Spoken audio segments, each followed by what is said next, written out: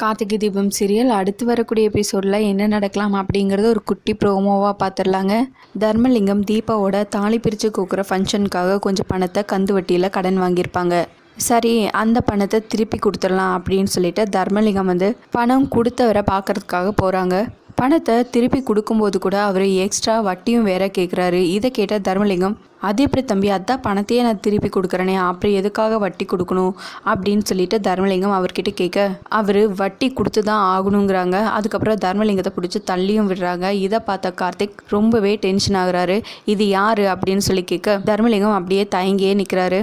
மாமா, நீங்கள் சொல்லுங்கள் மாமா, நான் தான் உங்கள் மாப்பிள்ளைன்னு அப்படின்னு கார்த்திக் சொல்ல, அந்த பணத்தை கொடுத்தவர் அவரோட ஆளுங்களோட சேர்ந்து கார்த்திக் அடிக்க வராங்க. அந்த டைமில் தர்மலிங்கத்துக்காக கூட துணை நின்று கார்த்திக் செமையாக ஃபைட் பண்ணுறாரு.